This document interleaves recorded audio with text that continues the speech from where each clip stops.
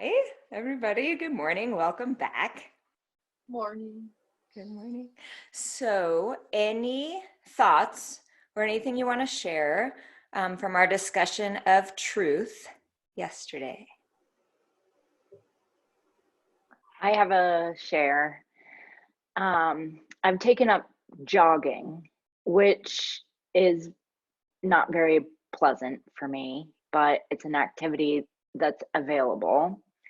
And when I got home yesterday from my run, had this cramping in my stomach, and I was literally moaning.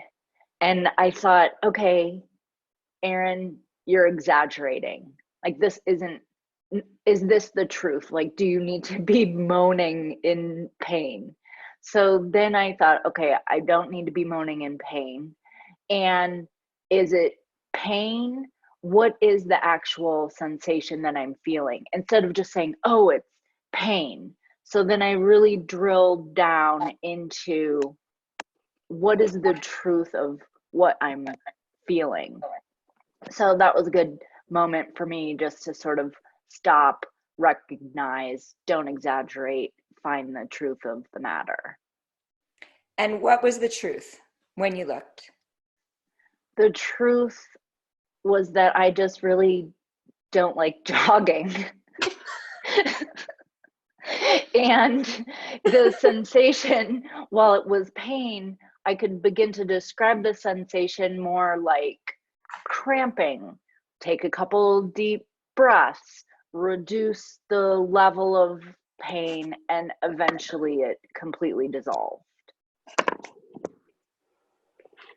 So that is the, classic textbook, except real life example of examining the truth of a situation through mindfulness and realizing that we're creating extra drama because of our aversion, or sometimes it's attraction, but in this case, aversion. So it's just a great example for all of us to maybe take in and think about as a way to use going forward. Perfect. And again, it didn't mean that Erin wasn't in pain, right? She still could identify these sensations were intense. It just wasn't quite as, like, the drama wasn't helping. And that's what's so interesting is, like, we express the extra drama and that draws us deeper into our own aversion rather than relieving it. And that we all do this to some degree all the time. So thank you. Anything else? I just had one realization that with certain things or people, we see what is happening, but coming back to the lesson yesterday, I think we don't really want to see the truth. If something doesn't serve us, we still find, or I do find some things that I do sabotage myself, and I still see what does it serve me, but I'll find more possible ways to still accept that, and I forgot that that doesn't serve me. So it's just like some things I can really see through and let go, and the other things I just cannot let go. So that it's really interesting how I find a way to translate to myself and still hold on into it, even if that causes hurt or unpleasant feelings or anything. So that's my kind of transition now, that I'm like, okay. Perfect. So that's the transition, is that in some places you see yourself already able to shift the behavior. And in some places, the behavior isn't shifting yet and the mind isn't even shifting yet, but you're aware. Or you wouldn't be talking about it right now. You would just take it for granted and blame it on the other person. But you don't. So you're in that transition of the little bit of conflict, of rubbing up against the old habit and the awareness that it doesn't actually help you in the long run. So that's amazing. It's perfect. And hopefully that's where we all are. Yeah. Anything else?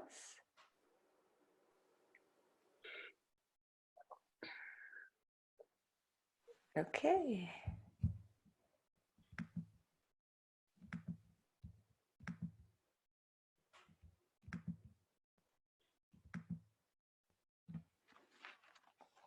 So today's topic, we're on day 8, is resolve, which is aditana parami.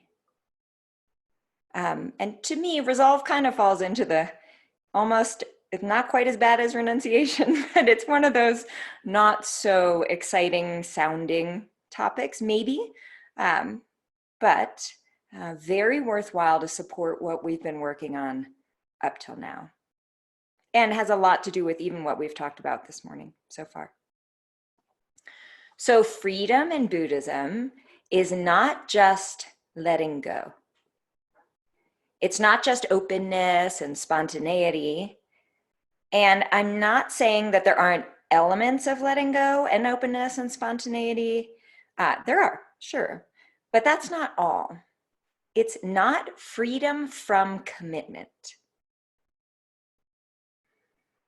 Ajahn Susita states that modern society has turned off all its motivation and resolve toward material, has turned all of its motivation and resolve toward material ends, which don't satisfy us.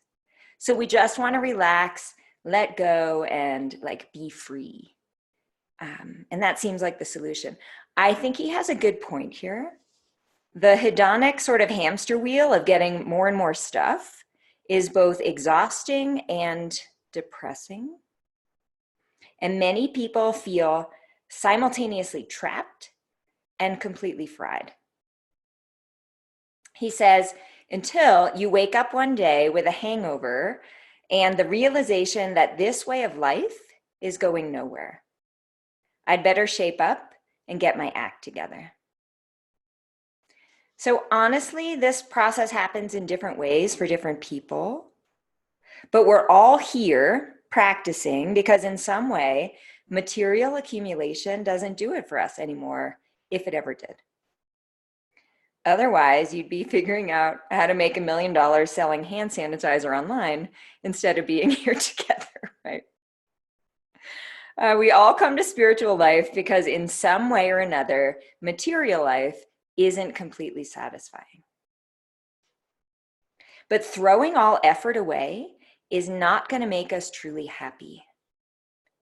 We need a path to develop the mind, or else we won't actually be free. So resolve is our parami for today. The Latin root solve is the same as the words dissolve or solvent. It means something like to untie. So we can think of resolve as freeing something. For most people, Buddhist practice requires resolve because it's not easy. Same for yoga. Even the resolve to sit and meditate every day isn't easy, much less being mindful the rest of the day, especially when we're getting triggered and reactive.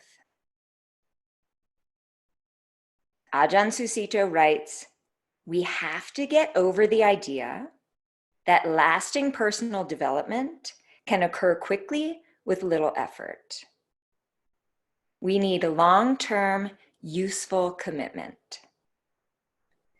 As we see results, our resolve strengthens. We also need chanda, which usually is translated as zeal, the willingness of the heart to make effort towards something we find worthwhile. So, and I think that's really the key with resolve. And when I've examined my own personal resolve, like when am I able to follow through on something I intend to do? It's when I actually think it's worthwhile. For me, that's the dividing line. If I don't find benefit in it, I'm not going to follow through. But if I really believe it's worthwhile, I find it personally easy, actually, to follow through.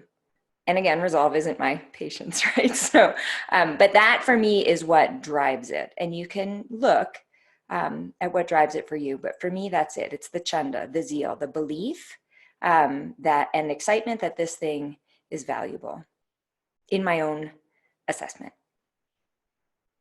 So we're coming to a culmination of applying our practice toward having a meaningful life.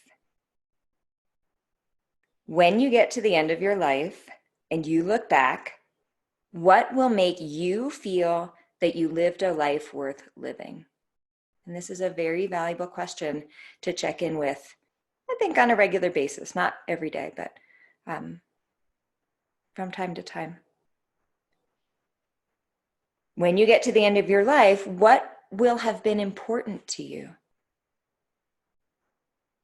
We don't want to just autopilot through life and then have regrets later. And I don't mean we have to be Mother Teresa, but I do think we want to turn our efforts and our attention toward that which we value, that which we find personally meaningful, or else we won't be content. And in some ways, this is what spiritual life is, at least to me, is gaining the tools and skills to orient our lives toward that which we truly, deeply value, and how, and that's the most beneficial thing, I think, that we can do. And knowing what we deeply value involves looking to see and not taking for ourselves just what society values or maybe what our parents even valued. I mean, maybe you end up agreeing with that, but I advise looking closely and seeing what feels really true to you deeply. So what's so beautiful here in this teaching is that nobody's telling you what you should value, at least not right now. And I think life won't be truly meaningful if we just do what other people want us to do or what society thinks you should do. So part of the conversation around resolve is going to be looking to see closely what truly matters to you. For some of us, there's a big gap between our aspirations and our follow-through, and resolve bridges that gap between intention and action. This is important because there are many potential obstacles to acting according to our aspirations, including discouragement, laziness, and fear. So the sutras list 4 resolves. These are the 4 resolves: the resolve for wisdom, the resolve for truth, the resolve for relinquishment, and the resolve for peace.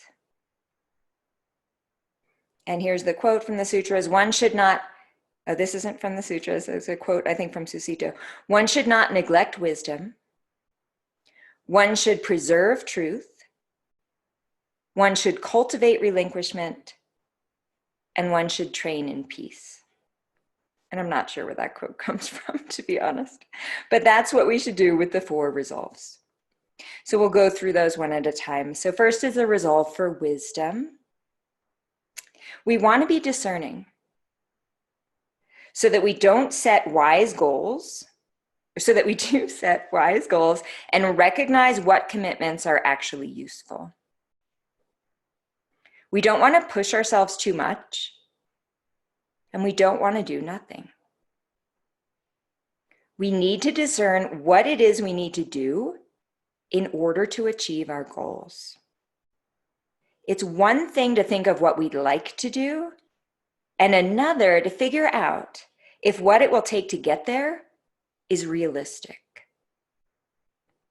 So that's wisdom, right? What can I actually do? Am I doing enough? Am I doing too much? And the answers are personal, right? There's no outside answer. The second is the resolve for truth. We want our goals to be in line with reality and to work toward what's true.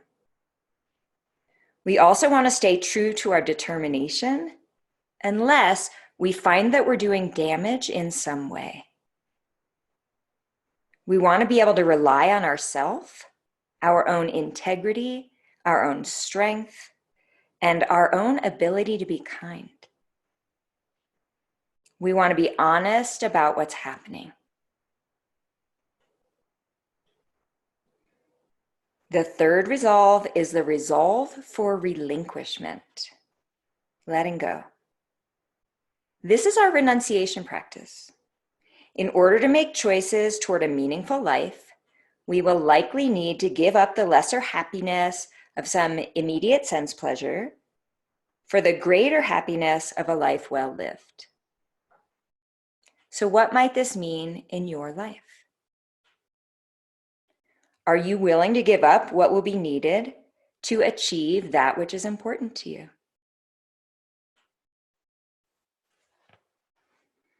The fourth resolve is the resolve for peace. We need to make a firm commitment not to get disturbed by difficulties on the path or where on the path we currently find ourselves. We must instead focus calmly on where we find ourselves right now.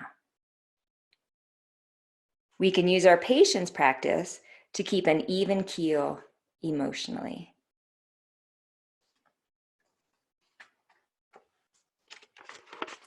I think that's interesting, right? A resolve for peace.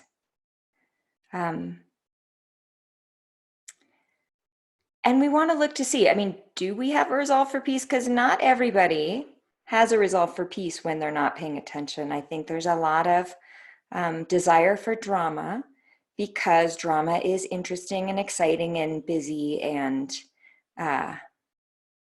peace. People think they want peace, but when they get peace, they don't always like it because it might feel boring if you haven't acquired the taste for it. So you have to look to see and acquire the taste for non-drama, contentment, ease, and quietness. And if you want to have a resolve for peace, you need to learn an appreciation for it and realize how lovely it is. Because I don't think we've been trained to appreciate peace by our culture. It's more like, how much can you do, rather than how much can you just be and enjoy as you are. So again, how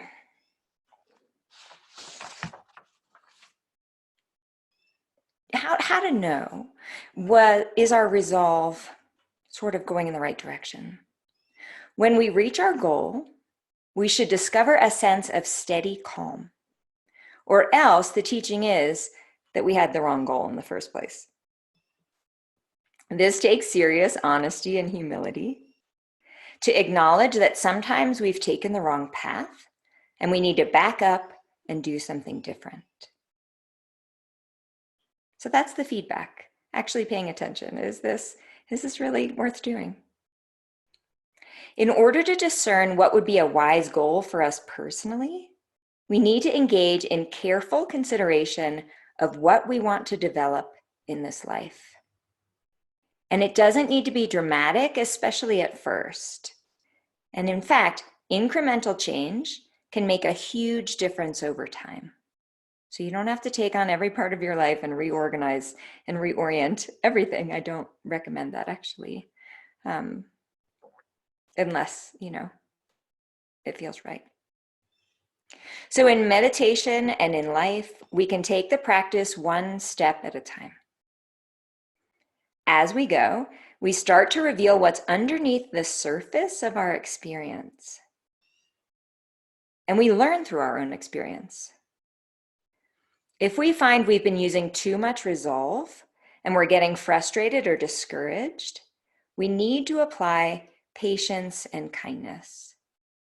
And I'm going to give you an example of too much resolve. I was in a meditation retreat, and we were working on concentration practice. And for those of you who have practiced concentration, it takes a light touch for concentration. But I got frustrated one day and I just decided to try really hard. And I tried really hard for a number of hours, and I was able to concentrate the mind and keep it in one place. And the strangest thing happened. So in meditation retreats, I usually find a lot of pleasant experience. I lost all emotion. I flatlined for I actually went to bed that way. I was afraid to meditate anymore. I left, went to my room, and I woke up fine. But I remember that evening, it was the strangest experience. I just had no emotions at all.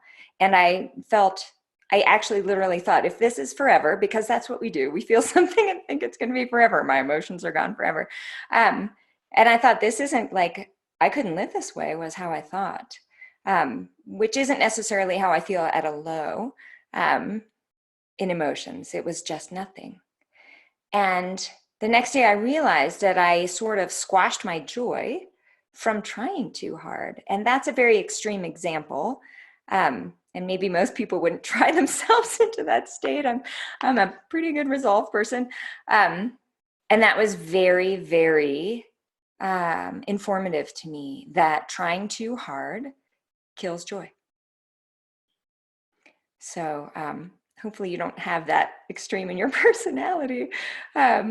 But it applies in regular situations, right? Don't try too hard. Like, it's got to be fun, or we're not going to find peace at the end or joy.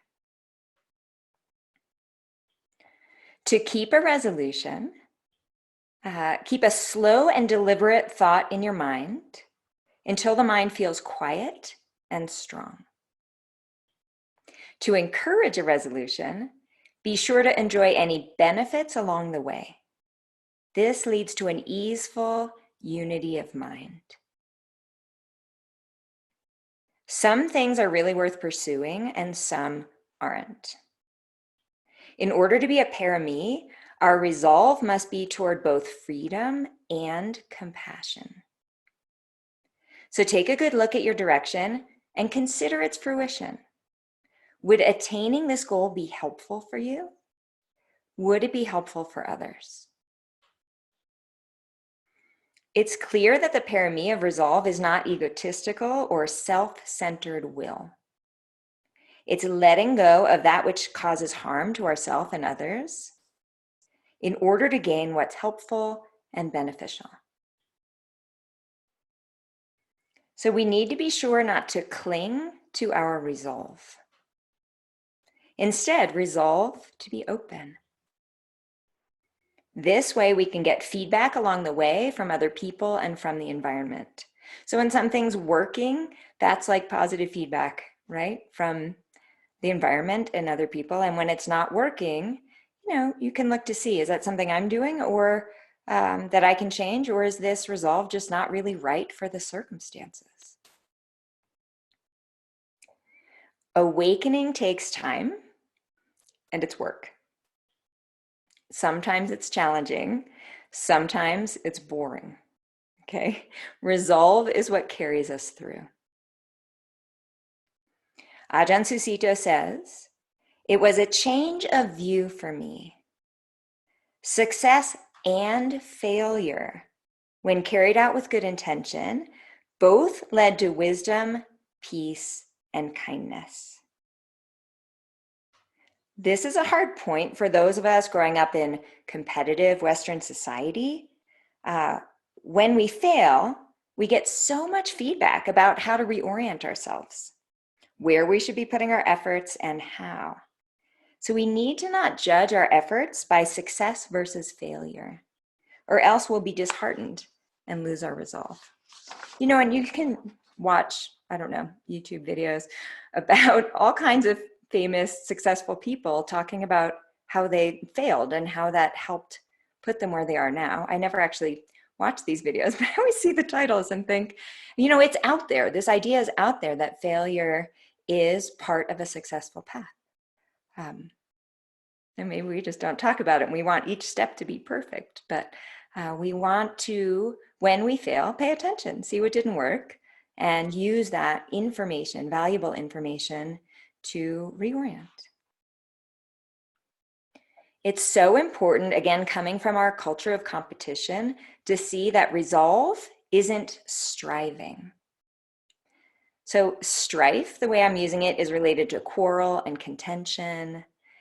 Instead, work hard to be relaxed in your efforts. Sometimes there will be struggle, sure, but think of it as devotion instead of striving, with a light, uplifting energy. So we can be devoted, loving toward our goals rather than fighting toward our goals. Wise resolve takes into account feedback, interest, and capacity. So we want to work toward things that we're actually interested in, right? And that we're actually capable of doing. And we want to look to see, as well as the feedback from the environment and other people. We need to see what's working and what's not working.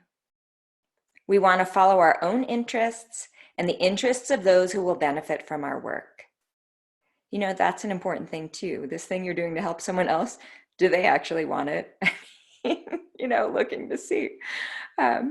Really important. And we need to do something we have the ability to do. I'm never going to be a successful professional basketball player. Safe enough to put that down, you know, from the start. So this means keeping an eye out for our own shadow. Look for any stubbornness, fixed views, delusions of superiority, narrow vision, becoming self-oriented, or causing harm. So those are the pitfalls of resolve. Resolve is the skill that can make wise reflection effective by putting it into action and sustaining it. What stands in the way of your resolve? When the barriers fall away, we see that it's what our inner heart wants to do, this resolve we've chosen. It simply flows when the goal is right. Again, that's when we have the chanda, the zeal, when we really are excited and believe deep down. The teaching of the parami of resolve is that spiritual practice isn't just letting go. We can have great vision and follow through with strength, power, and compassion for ourselves and others. This is so important because I think a lot of folks have the idea that the goal is some kind of awakening where they will rest forever in some kind of numbed bliss and won't have to do anything. This isn't realistic or even desirable if it were even possible, which it's not. So the goal of awakening is to be freely engaged in the world around us, helpful, interactive, and creative, without suffering from cravings or hatred or confusion about being separate. It doesn't even mean we won't have cravings or hatred. It just means we won't be driven by them or caught by them or believe in them. The goal is a peaceful and engaged human life that we personally find meaningful and valuable in our own assessment.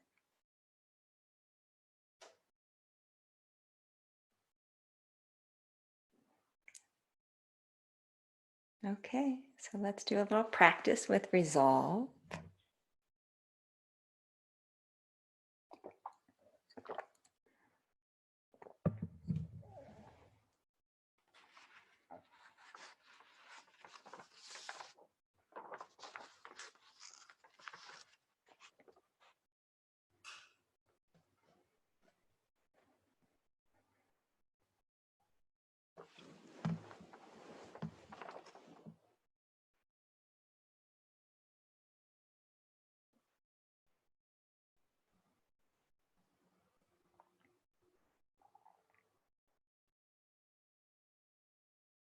So I'd like you to take a strong, grounded, resolved posture.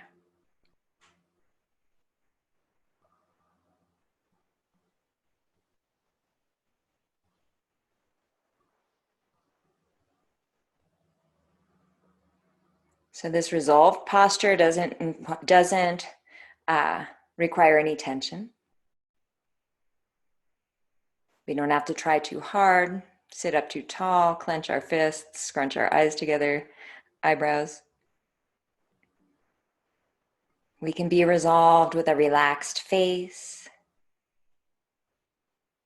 soft tongue, soft jaw,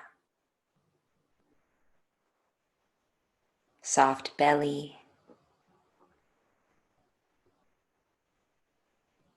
So a sense of being focused and determined without trying too hard, with a sense of ease, a sense of peace, a sense of relaxation.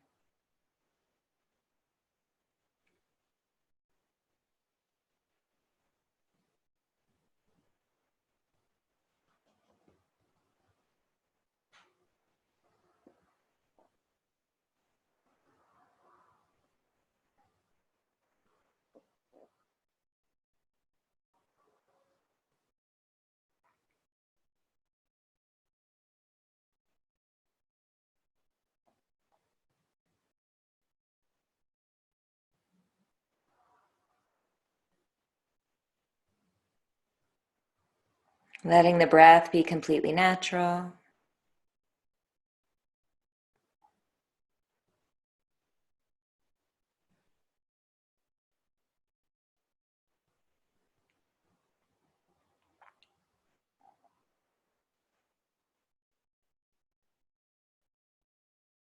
Feeling that you're inhabiting the body located here in the field of sensations that you're currently experiencing.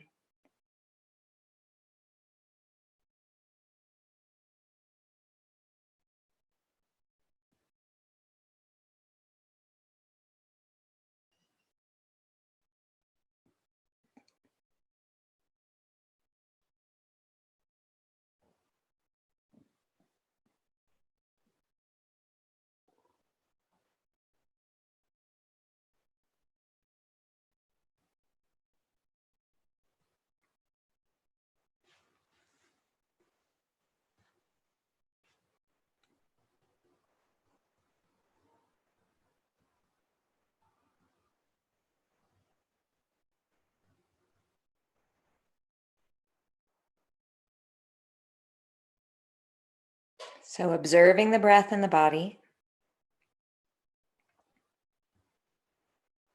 I'd like you to make a clear mental determination to be as conscious and present as possible without strain.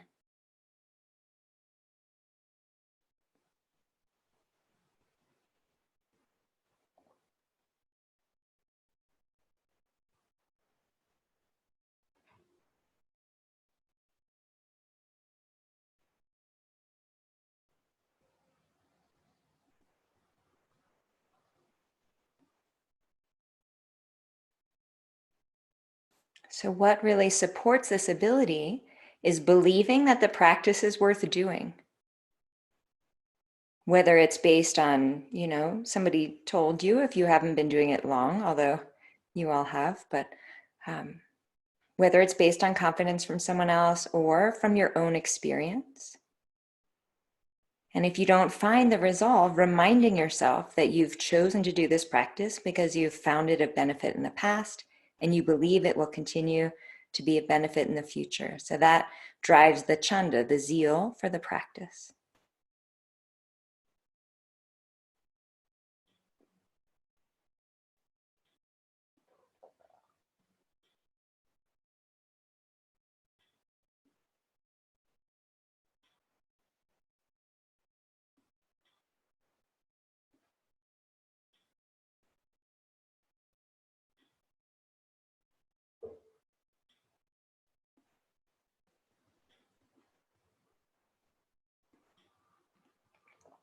If the mind wanders, as you come back, return also to a determination to focus the mind.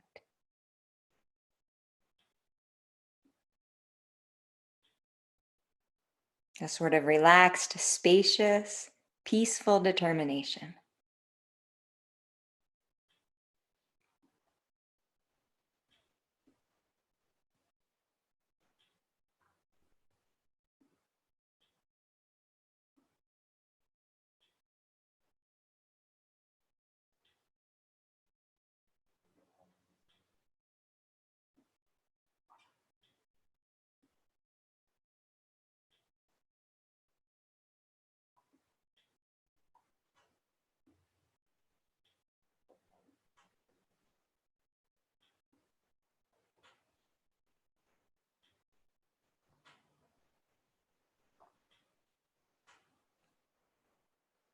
And now I'd like you to ask yourself the question, and of course, as we go through any contemplations, keeping a certain amount of your awareness in your body to stay grounded and relaxed.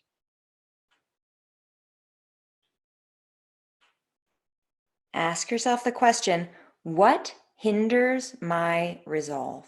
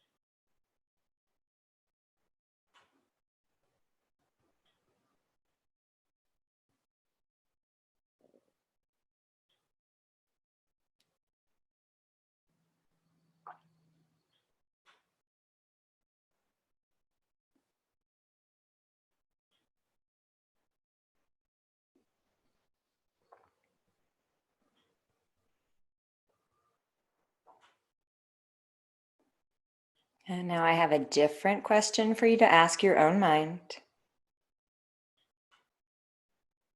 How might I be resolved counterproductively in ways that are more harmful than helpful?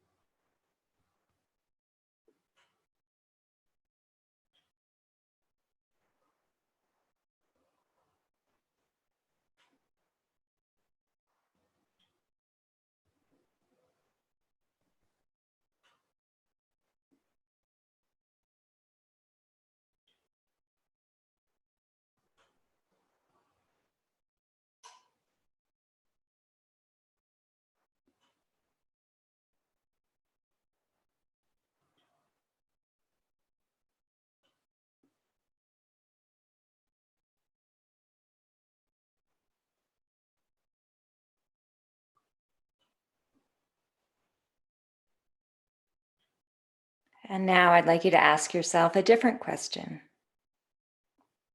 Are there any attitudes or beliefs or feelings that I have against resolve that might be undermining my own efforts?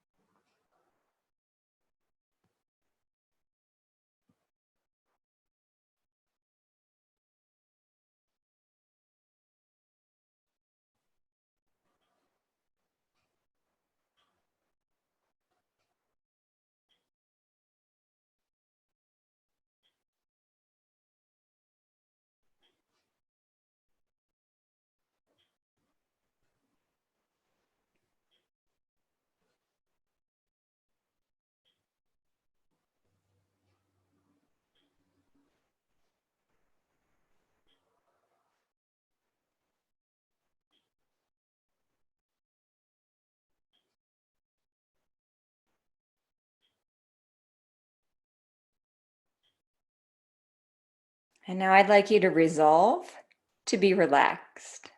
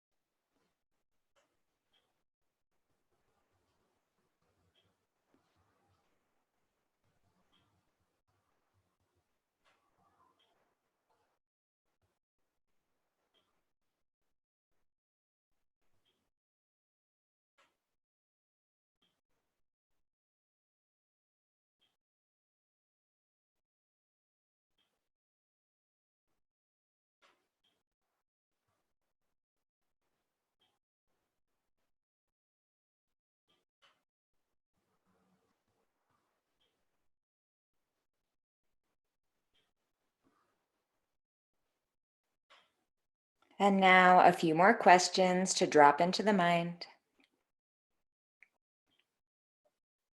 First, with a mind that seeks my welfare, how do I shape and sustain a direction in life?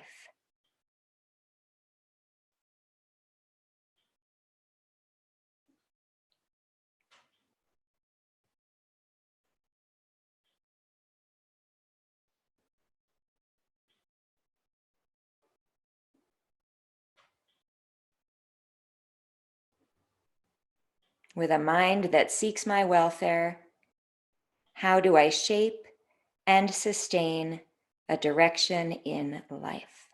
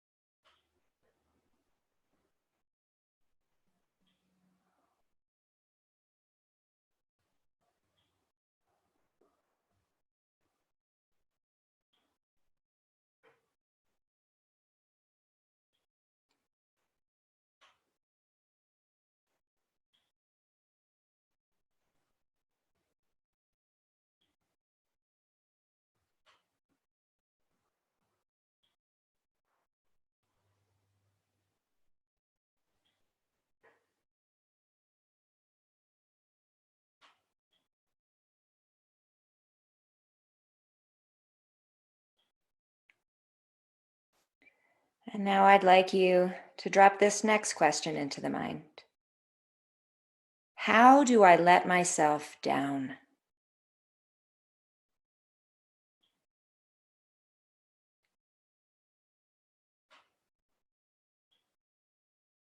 How do I let myself down?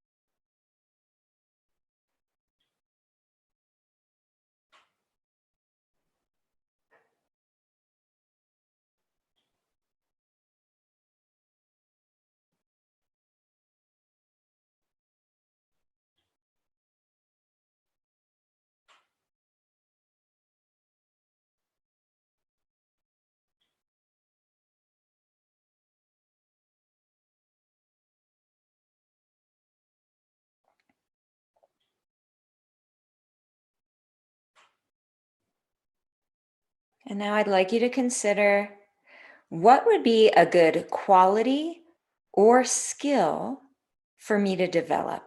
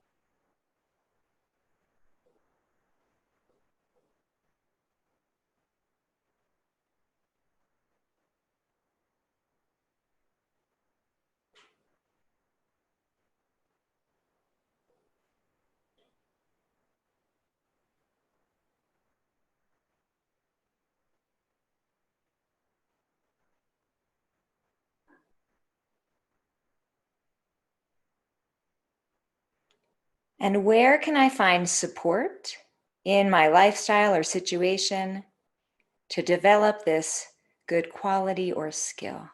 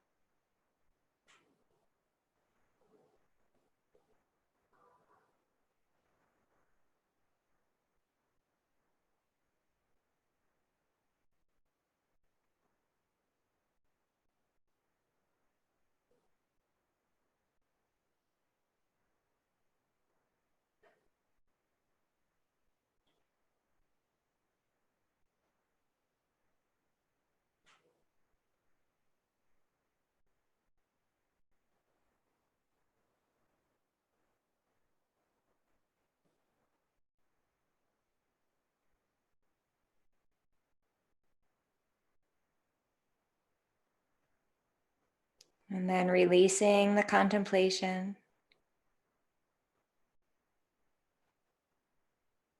Simply for a moment, resting the mind in the body, around the breathing.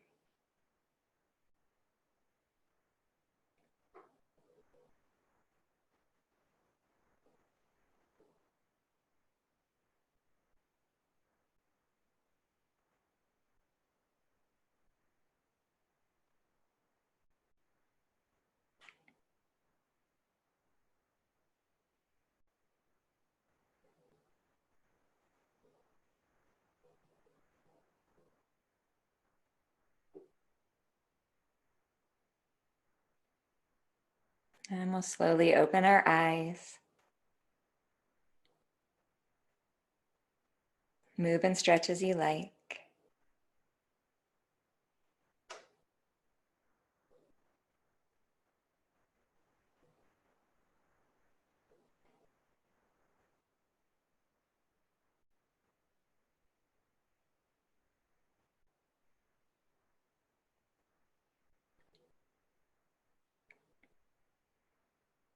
So the Dhammapala says, whoever has an aspiration for full awakening should be zealous in providing for the welfare of beings.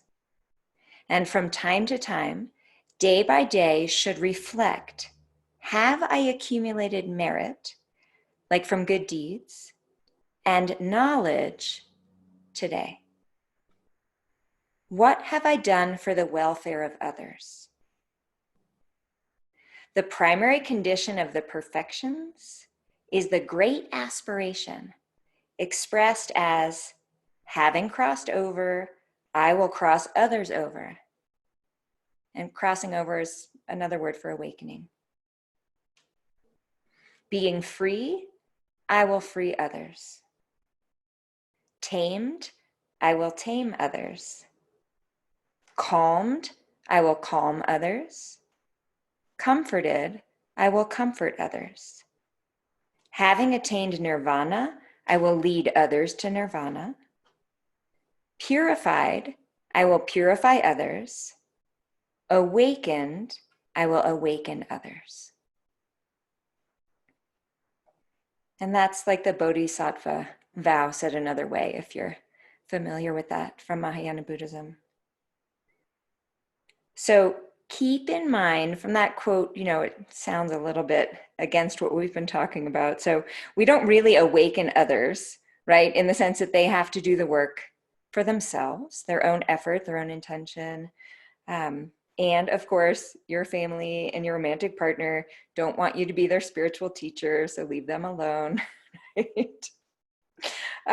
But we can certainly choose to act in ways that can promote the awakening of others and cause them less harm, right? And whether that's through the example of how we are, if we seem happier and easier to be around, someone might ask you, what are you doing?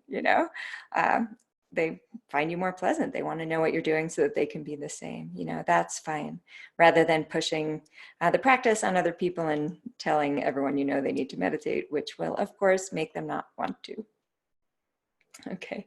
But as an example for other people, and then sharing the teachings when it's appropriate, when someone asks and it feels right.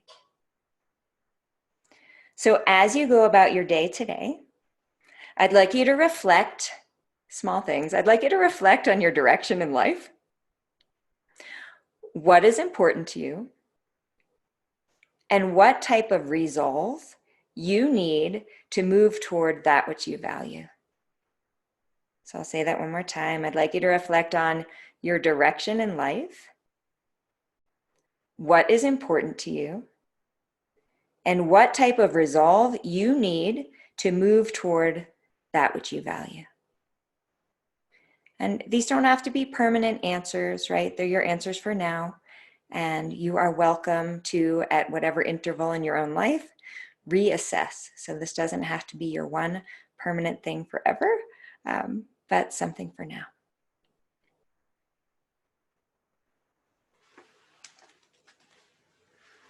Okay, I'll open us up.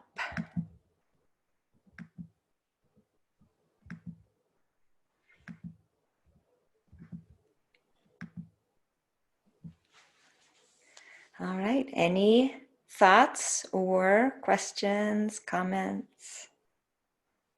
I was just going to say that I think resolve is a strength for me, but I think figuring out my direction is very, very hard.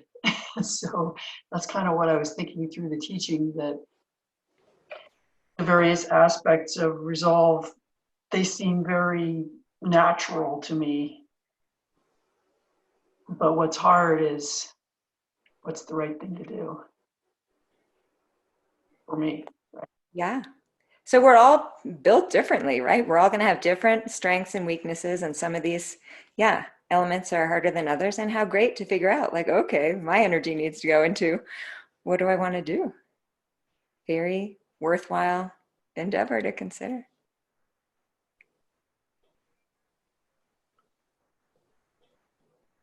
Anything else?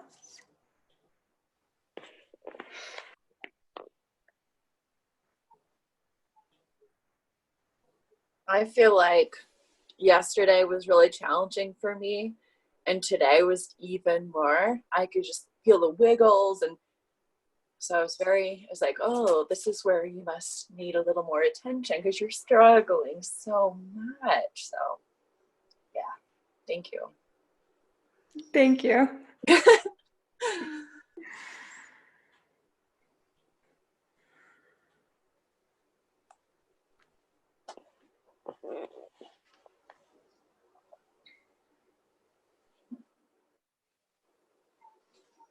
Okay. Well, thank you. Have a great day. See you Thank you. tomorrow.